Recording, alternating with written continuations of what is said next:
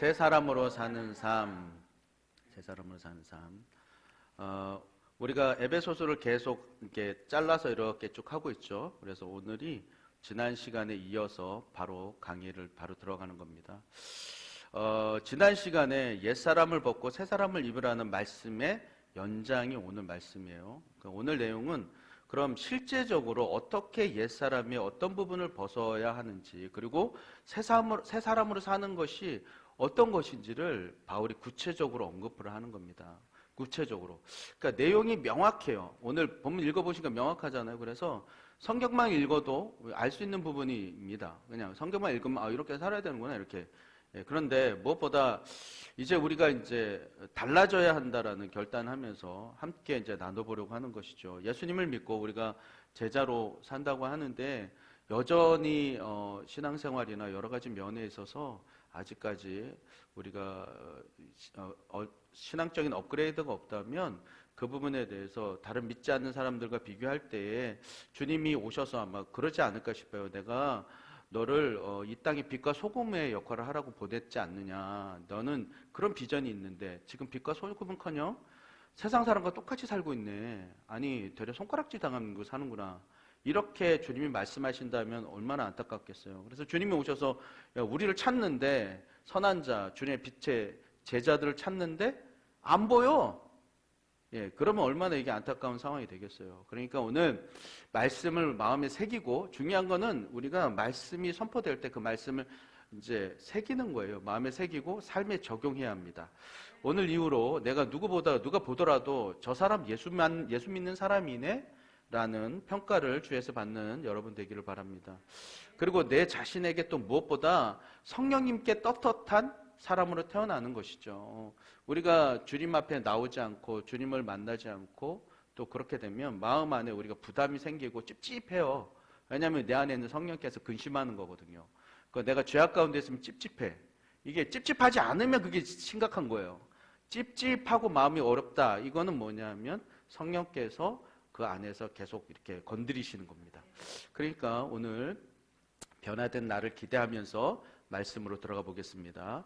오늘 바울이 이 에베소서를 보낸 대상, 에베소서를 누군가에게 보냈잖아요. 그 대상이 누구냐면 이거를 원독자라고 그래요. 오리지널 리더, 처음에 읽는 사람, 처음에 읽게 되는 사람. 원독자들은 에베소에 있는 교회의 교인들이에요. 그러면 이 바울이 복음을 전한 그 어느 것보다 이 에베소는 아데미 우상이라든지 여러 가지 우상으로 인해서 우상 숭배가 만연한 곳이었고, 세계 7대 불가사에 소속되는 아데미 신전이 있는 곳, 그리고 세상의 가치가 지배하는, 물질적인 가치가 지배하는 바로 그런 곳이옵니다.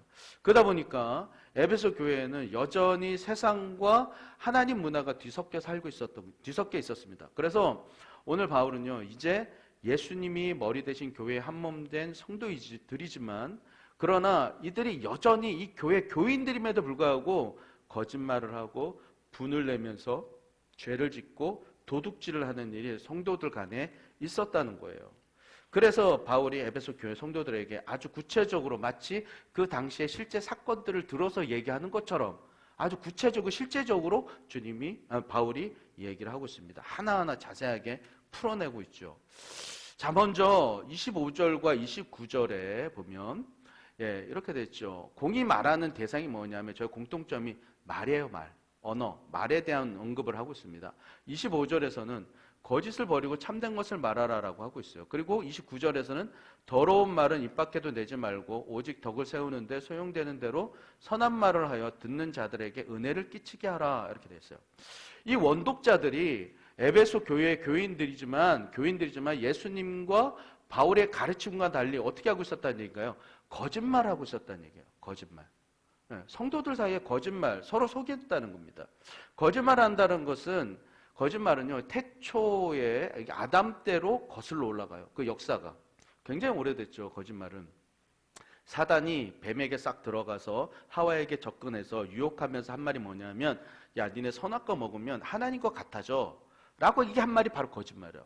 그러니까 이게 바로 이 아담 때부터 이 사단이 썼던 바로 도구가 거짓말이란 말이에요. 그러니까 사단의 닉네임, 얘네 별명이 뭐냐면 거짓의 아비. 그러니까 사단은 거짓으로 단단히 뭉쳐져 있어요. 그러니까 이 사단이 쓰는 도구가 바로 거짓말이고 그 사단은 우리에게 그렇게 다가온다는 겁니다. 어떻게 다가오느냐? 아무 일도 일어나지 않아. 아무 일도 일어나지 않는데 왠지 망할 것 같은 거지. 왠지 망할 것 같아. 내가 이제 이렇게 있다가는 큰일 날 것 같은 거지. 그리고 막 죽을 것 같고, 그리고 왠지 불안해서 이렇게 있으면 안 될 것 같은 마음이 막 생겨요. 이게 거짓의 영이고 속이는 것이죠. 바로 이렇게. 분명 주님이 우리의 주인이 되시고 보호자고 방패고 산성이라고 하시는데도 그것과는 별개로 우리가 주님을 만나는 것이 뜸해지면, 주님을 만나는 것, 뜸해진다는 표현은 뭐냐면 예배 자리에 나오고 주님과 기도하고 찬양하는 것들이 뜸해지면 믿음이 떨어져요. 왜냐하면 예배와 기도와 찬양을 통해서 우리가 에너지가 충전되는 거죠. 핸드폰에 이게 배터리를 충전하듯이 예배를 통해서 충전되는 거예요. 그런데 이게 그렇지 않잖아요? 이게 자꾸 멀어지고 그리고 이제 예배 자리에 나오지 않고 이렇게 하잖아? 그러면 이게 배터리가 이제 떨어지는 거예요. 결국 마지막에 가서는 어떻게 해요? 작동을 안 해. 무뎌진다고, 이게 무뎌져.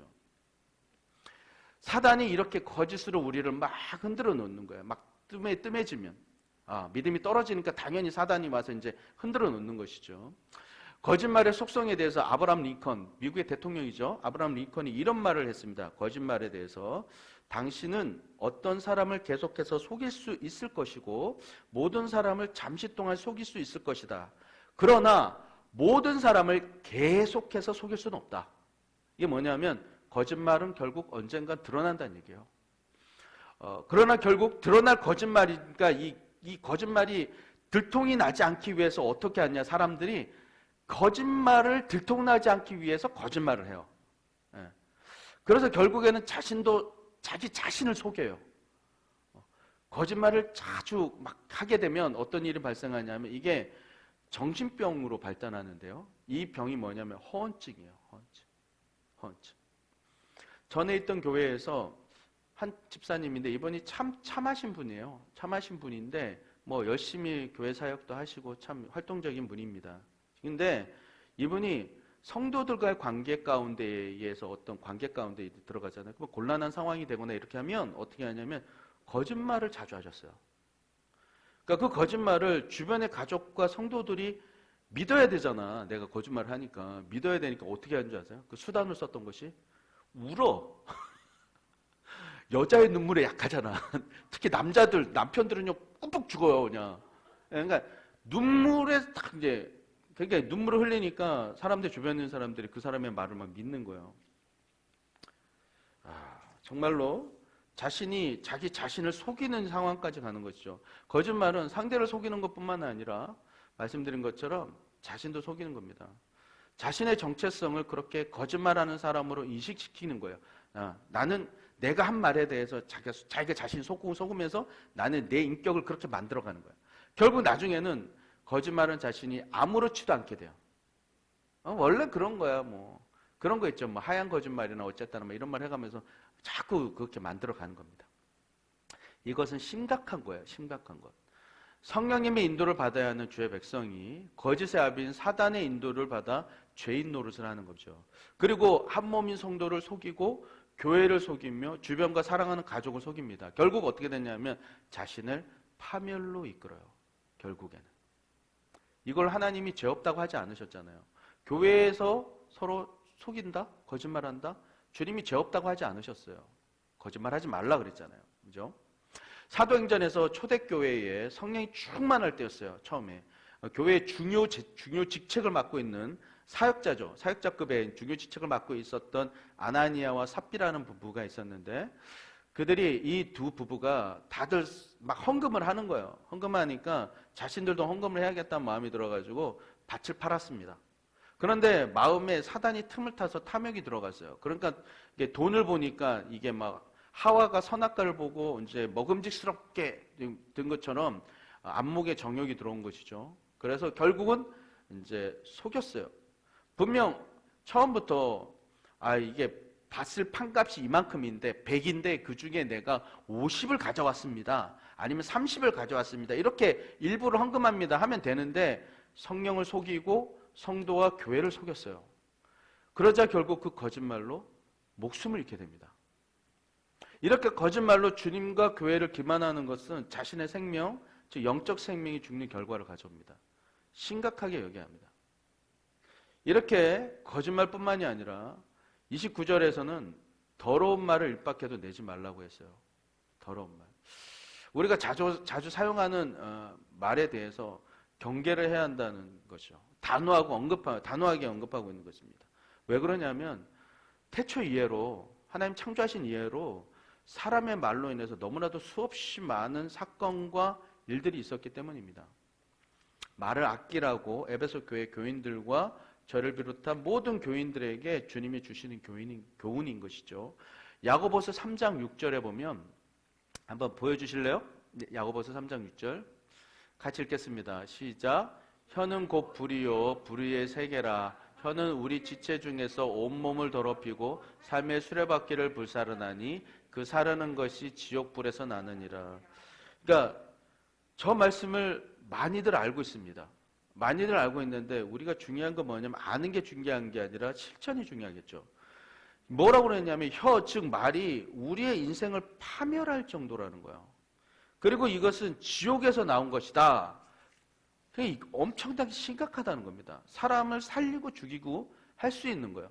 바울은 참된 것을 말하라고 하죠. 이거 대신에 심각하니까 참된 것을 말하고 그리고 선한 말을 하여 듣는 자에게 은혜를 끼치게 하라라고 했어요.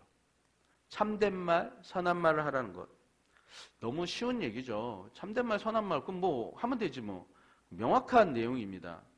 바울이 이처럼 쉬운 내용을 이렇게 단순하게 왜 이렇게 썼을까요? 뭐냐면 지키라는 거예요. 지키라는 거예요. 말 조심하라는 거예요. 말 조심. 지키라는 거예요. 돌려 말하지 않고 바로 직전으로 얘기하는 건 뭐냐면 돌려 말하면 뭐가 뭔지 모르거든. 그러니까 이거 조심해! 라고 바울이 바로 직접적으로 그 문제에 대해서 정확하게 얘기를 하는 겁니다. 바울이 지금 하라는 게 뭡니까? 거짓말, 비방하는 말, 시기하는 말, 낙담되는 말, 부정의 말, 그거 하지 말고 참말, 선한 말, 세워주는 말, 칭찬하는 말, 권면의 말, 즐겁게 해주는 말, 그거 하라는 거예요. 그거. 사울 왕이 다윗을 죽이려고 창을 2번이나 날립니다. 그리고 다윗 한 명 잡겠다고 3,000명을 보냈어요. 이것이 다 다윗이 왕되지 못하게 하려는 바로 그런 것에 나온 것이죠. 그런데 사울의 아들, 사울이 왕권이 안 뺏기려고 그런 거잖아요. 사울의 아들 요나단이 아버지의 이런 모습을 보면서 자신에게 왕권이 넘어와야 하니까 아버지와 함께 다윗을 잡아 죽이려고 했느냐? 아니에요. 다윗을 옹호하고 살려주면서 요나단이 다윗에게 대려 이렇게 얘기합니다. 네가 이 나라의 왕이 될 것이다. 예, 그렇게 얘기해요. 이렇게 선언적 위로를 하는 겁니다. 정말 그 말대로 이후에 다윗이 왕이 되죠. 누군가의 말 한마디가 죽고 싶은 상황에 빠진 사람을 회복시키는 능력을 가지고 있다는 거예요. 결국 그를 그 위치로 올리는 겁니다. 전에 저희 어머니께서 갑자기 저하고 저희 형한테 하는 그 평상시 하는 말하고 달리 말씀을 좀 다르게 하시는 거예요. 그 전에는 만약에 공부를 안 하거나 무슨 문제를 일으키면 야 이놈아, 네가 뭐가 되려고 그러냐 좀 순화해서 얘기한 거예요. 방송이니까. 즉 각종 협박과 위협의 말씀으로 우리가 정신 차리도록 충격요법을 쓰셨어요.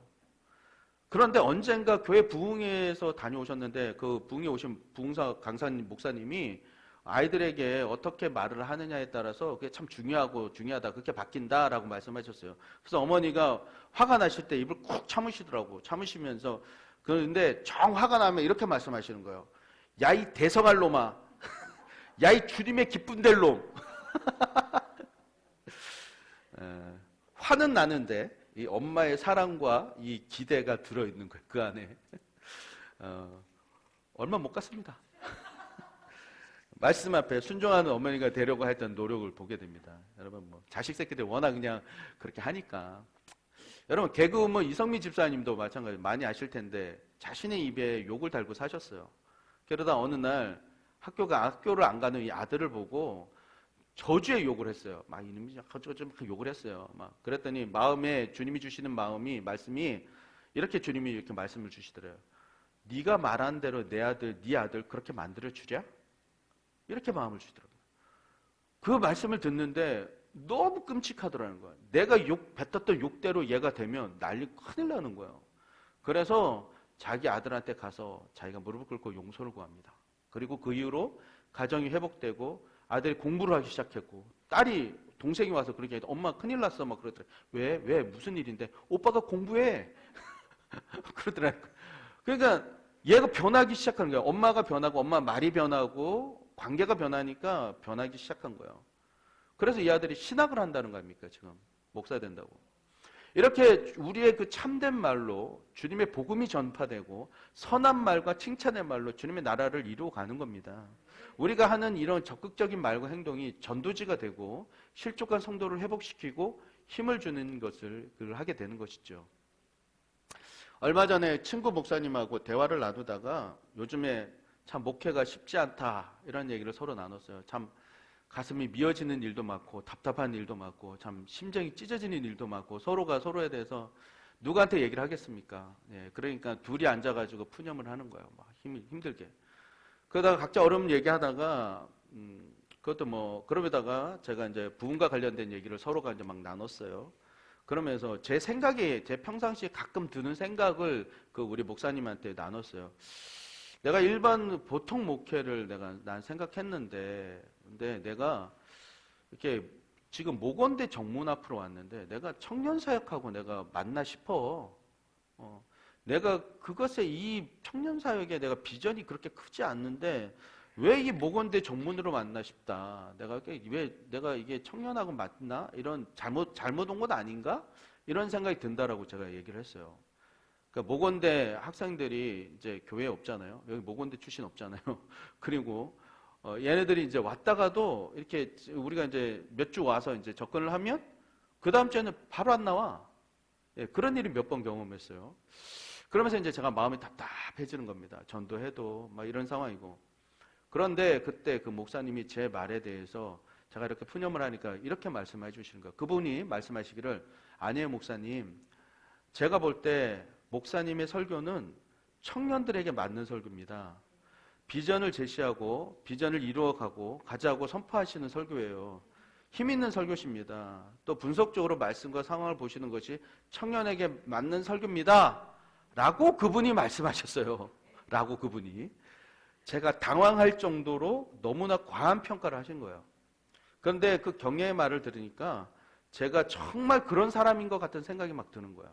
그러면서 그래, 이건 모건대 정문으로 교회가 온 게 사람 생각이 아니라 주님이 보내신 것이 분명해 라는 믿음이 다시 막 이렇게 일어나더라고요. 여러분, 그 목사님은 힘 빠져 있는 저를 위해서 격려의 말을 하신 거예요. 막 여러 가지 일들로 막 마음도 어렵고 힘들고 막 그런 사람을 위해서 내가 막 낙심돼 있으니까 저를 격려하려고 그 말을 해준 거거든요. 그런데 그것이 부족한 저를 살렸고 뿐만 아니라 교회에게 힘을 주는 말이 되었던 겁니다. 그래서 이분이 주님이 보내신 분인가? 라는 생각이 들었어요. 그것도 그럴 것이 그 이후로 몇 명의 성도들이 계속 동일한 말씀을 계속 하시는 거예요. 성도님들이. 이곳에 오는 게 주님의 축복이에요. 뭐 어제 집사님도 얘기하시고 막 몇몇 분이 이곳에 오는 게 주님의 축복이에요. 이것이 참 좋아요. 계속 몇몇 분이 그 얘기를 하시더라고. 이번 주 내만. 내가 그 생각을 해서 그런가 계속 그 얘기를 하시더라고. 그래서 이게 아마 주님이 확증해 주시는 게 아닐까 하는 생각을 했습니다. 성도 여러분, 주님은 우리가 참된 말과 선한 말로 우리의 마음과 입술이 영적으로 건강하게 바뀌길 원하세요. 그래서 성도들과 주변을 행복하게 해주는 피스메이커, 내가 있음으로 인해서 주변이 행복해야 돼. 평화로워야 돼. 내가 있음으로 인해서 주변이 힘들고 어려우면 이건 피스메이커가 아닌 것이죠. 피스메이커의 역할은 뭐냐면 특히 나의 입술과 말을 통해서 격려하는 말, 세워주는 말로 평화롭게 만드는 그럼 우리 뉴욕교회가 돼야 됩니다. 이것이 주님의 몸된 교회 뉴욕교회를 살리는 길이에요. 교회는 살리는 길이라고요. 서로 천국의 말과 언어로 사랑을 해줄 때 나의 교회와 내 주변과 일터와 가정이 진짜 행복한 천국이 되는 거예요. 천국은 저 하늘에만 있는 게 아니에요. 이곳을 천국으로 만드는 건 뭐다? 내 말, 사랑의 말이 그렇게 만드는 겁니다. 이제 가정에서나 일터에서 그리고 교회 성도들 만나면 부정적인 말은 피하고 사랑의 말, 세워주는 말, 서로 사랑해주는 요교회 성도님 되시기를 축원합니다. 다음으로 바울은 에베소 교인들에게 26절과 27절에서 분노에 대해서 권면을 해요. 분노. 26절과 27절 보여주실래요? 보면 거기에 이렇게 됐습니다. 같이 읽겠습니다. 시작. 분을 내어도 죄를 짓지 말며 해가 지도록 분을 품지 말고 마귀에게 틈을 주지 말라라고 했어요. 여러분 화를 내 분내는 두 가지가 있습니다.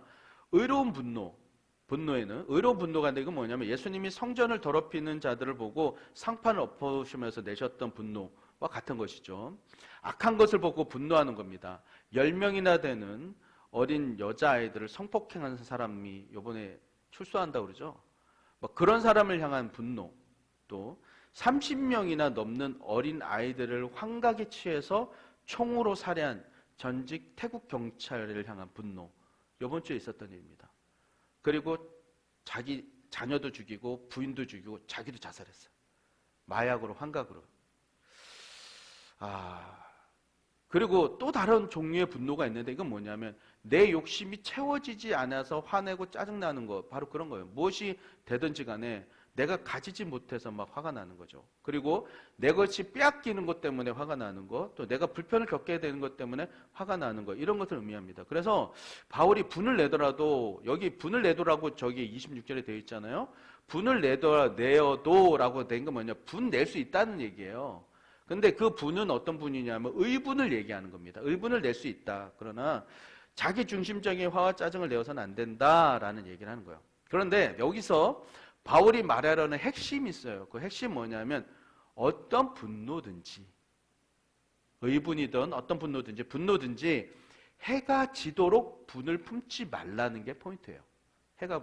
이게 무슨 말인가? 잠자리에 들 때까지 마음에 분노를 품고 해결하지 않으면 곱씹게 되죠. 곱씹게 되면 나중에는 결국 저주하고 미워하게 된다는 겁니다. 잠자리에 누워서 막 이러면 이제 갑자기 이제 낮에 있었던 막 누가 떠오르는 거죠. 마음이 막 떠올라서 마음에서 막 분노가 일어나서 생각이 나래를 피는 겁니다. 그 인간이 나한테 왜 그랬을까? 막 이러면서 막 열받아 막 생각이 나래를 핍니다. 그러다가 점점 분노가 올라오는 거지. 막 불쾌한 생각이 올라오고 막 이렇게 올라와요. 그러면 어떻게 됩니까? 잠을 못 자죠. 잠을 못 자게 됩니다. 그러니까 그 상대도, 그 대상도 하나님이 사랑하는 존재임에도 불구하고 어떤 마음이 되냐면 그 이면에 역사하는 사단에 대해서 화를 내고 거기를 분노하는 게 아니라 그 당사자를 저주하게 돼요. 정서 저주하게 됩니다. 그러니까 뭐라고 하냐면 하루를 넘기지 말고 털고 해결하라는 거예요. 그리고 죄 짓지 말라는 겁니다. 그렇게 해서 죄 짓지 말라. 다윗이 전쟁에 나갔다가 승승장구하니까 돌아올 때 여자들이 창화하여 노래하기를 뭐라고 하냐면 사울은 천천히요, 다윗은 만만이다 라고 얘기했어요. 이 말을 전 애들은 사울 왕이 나에게 천천을 돌리고 다윗에게 만만을 돌리니 이제 그가 얻을 것이 나라 말고 무엇인가, 그러면서 자신의 내면의 분노를 그대로 가지고 다윗을 주목하였다, 이렇게 돼요. 주목하였다. 그러니까 분노가 되어 있는 상태에서 주목을 한 거예요. 시기로 인한 분노를 해결하지 않고 계속 가져간 것입니다. 그래서 결국은 사울의 미친 관계와 결부되면서 다윗을 죽이려고 그렇게 쫓아다닌 거예요. 그러니 나라, 국정에는 소홀해졌고 결국 블레셋과의 전쟁에서 자신도 죽고 아들도 죽고 다 죽습니다. 그리고는 나라가 위기에 빠져요. 나라를 다스리는 사람이 분노를 다스리지 못하고 그대로 표출하고 자신의 감정을 노출하면, 그래서 보복만 몰입한다면, 저게 예전에 나 있을 때 날 얼마나 몰아냈고 어쩌고 그러면서 막 그렇게 몰입한다면 결국은 그 나라는 위태로워져요. 내가 권력을 잡았으니까 이거를 내가 어떻게 해보겠다. 그럼 위태로워진다고. 안정감이 없어지는 겁니다. 가정도 마찬가지죠. 부부가 서로 안 맞아서 싸울 때가 있죠. 어떻게 몇십 년을 따로 살아왔는데 어떻게 맞을 수 있겠어요? 그건 말이 안 되는 거죠. 맞는 게 더 이상한 거지. 그러니 당연히 서로 투닥거려요. 투닥거리는데, 그런데 화가 난다고 그것을 표출하고 그것을 차곡차곡 쌓아놓고 곱씹는 거예요. 이것은 막 그러면서 이런 거죠. 어디 늙고 힘 빠지면 한번 두고 보자, 막 이러면서. 예. 옛날에 우리 어르신들 얘기 많이 하셨죠. 요즘에는 그때까지 기다리진 않지만, 예. 실제로 어떤 부부는 그런답니다. 한 집에 같이 살아도 말도 안 하고 각방 쓰면서 10년을 넘게 사시는 분도 있대요. 10년 동안 한마디 안 하는 거야. 예. 평생 서로 속이 막 각자 썩어 나가는 거지. 막 미워하는 그 증오로. 가정이 위태로워지는 거죠. 가정이. 그러니 주님은 분노가 있을 수 있다. 그러나 그것으로 해를 넘겨서 미워하고 내 마음 상하게 하지 말아라. 이렇게 얘기하세요. 유기성 목사님 말씀을, 이와 관련된 말씀 제가 듣는데 이런 예가 있었습니다. 한 노부부가 몇십 년을 넘게 결혼 생활을 하셨어요. 그런데 이 부부가 거의 다투지 않는다고 합니다. 이것이 이제 신문에 나온 내용인데 거의 다투지 않으셨다고 해요. 그 비결이 뭐냐라고 기자가 물어보니까 서로 상대에 대해서 화가 나는 일이 있대요. 있을 때도 해가 질 때가 되면 부부 중 누가 하나가 이렇게 얘기한답니다. 여보, 이제 해가 지려고 해요. 이게 하나의 사인인 거예요. 그러니까 이제 화해합시다. 해가 지도록 분을 품지 말라는 주님의 말씀대로 우리가 살아야 하지 않겠어요? 라는 하나의 사인이라는 거예요. 그래서 그 시간보로 그래 다 턴대요. 털고 그래 그 사람 저 사람 본심이 아니야. 원래 그런 사람은 아니지 하고 이해하고 넘어간다는 겁니다. 성도 여러분, 주님이 이렇게 하라고 하시는 이유는 뭐냐면 사단이 그 틈을 타고 들어오기 때문에 그래요. 사단이 기다렸다가 내가 마음 안에서 분노로 곱씹고 있으면 반드시 그 안에 역사를 해요. 그렇기 때문에 해를 넘기지 말라는 겁니다. 여러분, 우리에게 주님이 주인 된다면, 내가 내 안에 주님이 주인이시라면 주님이 하신 말씀에 따라서 내 삶을 살아야 됩니다. 그래서 사단이 틈타지 못하도록 사랑으로 허물을 덮으시기를 축원합니다. 사단이 틈타지 못하게 하기 위해서는 가정이나 부부관계 그리고 교회가 소통이 잘 돼야 돼요. 소통. 서로 힘든 마음이 있거든 솔직하게 자신이 힘든 거 얘기해야 됩니다. 그리고 그것도 어떻게 해야 되냐? 선한 말로, 용어를 잘 선택해서 선한 말로 나눌 때 오해가 없고 사단이 틈을 타지 못하는 거예요. 사단은 어찌든지 부부 사이와 가정 그리고 한몸된 교회를 깨려고 합니다. 아멘이시죠? 예. 사단이 서로 연합하고 사랑하는 꼴을 못 보는 거예요. 왜 그렇죠? 왜 그렇죠? 우리가 연합하면 하나님 나라가 이루어지거든. 부부가 연합하면요, 가정이 천국이 됩니다. 우리 뉴홉교회가 연합하면 천국이 돼요. 여기가. 그러니 사단이 관계를 깨려는 겁니다. 성도들 간에, 부부 간에, 가족 간에 뭔가 트러블이 생긴다. 이건 사단이 공격하는 거예요. 왜? 하나님 나라를 이루지 못하게 하기 위해서. 천국을 이루지 못해서. 어제 여기 송정민 집사님이 어제 토요일이잖아요. 토요일인데도 이게 기차를 타고 논산에서 아주 버스를 타고 갈아타고 아주 여기까지 오셨어요.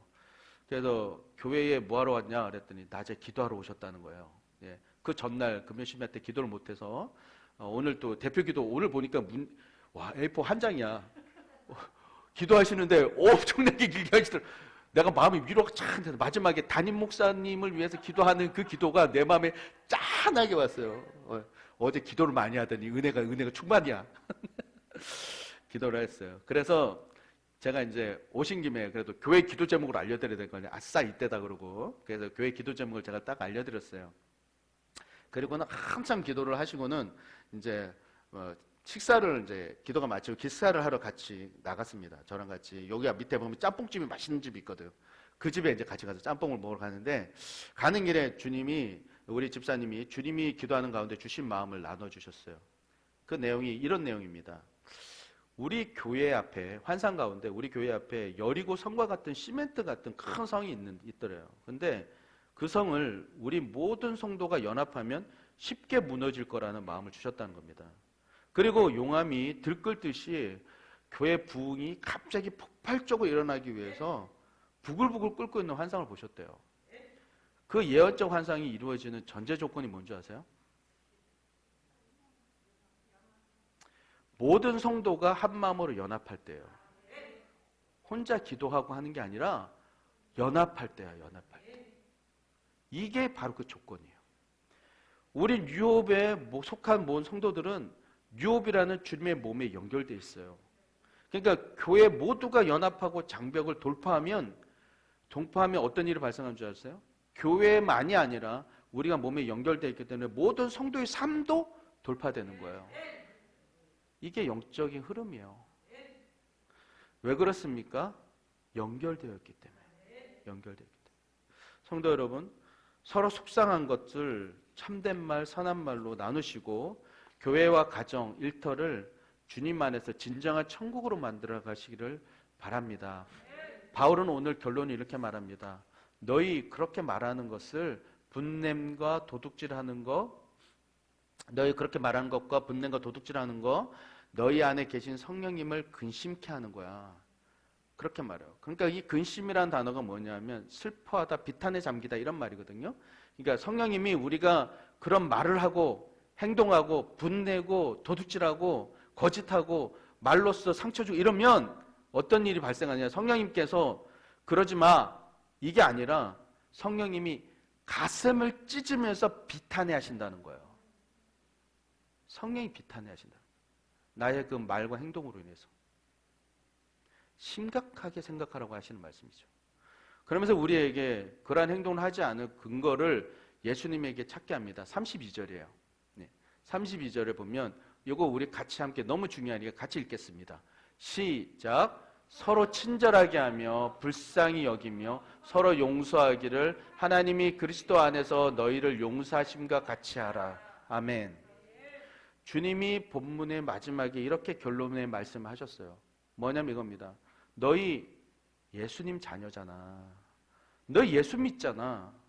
그럼 지옥불에서 죽어야 할 내 인생, 삶의 의미도 없이 비참하게 살던 너를 용서해 주신 예수님의 사랑의 마음으로 네 옆에 그 사람, 남편, 아내, 가족, 일터의 그 사람, 교회 성도, 네게 상처 준 그 사람 용서해 줘. 네가 예수님께 받은 것에 비하면 너 용서하는 것 아무것도 아니잖아. 그리고 말씀의 이면에는 우리를 향한 이런 요구가 있습니다. 예, 뉴홉에 너 성도 누구야? 너 누구야? 너 사랑으로 덮어줄 수 있겠니? 내가 너를 용서해 준 것처럼 그 사랑의 용서로 그를 덮어줄 수 있겠니? 이렇게 주님이 질문하세요. 그 주님의 물음 앞에 오늘 이 시간 우리가 대답하시죠. 아멘 주님, 그렇게 하겠습니다. 서로 사랑의 말로 격려하고 세워주고 용서하고 덮어가겠습니다. 이것이 우리 뉴욕교회와 여러분의 삶과 가정을 천국으로 만드는 열쇠가 될 것이에요. 사랑으로 섬겨서 모두가 행복한 신앙생활 하시는 요배 모든 성도님들 다 되시기를 축원합니다. 아멘.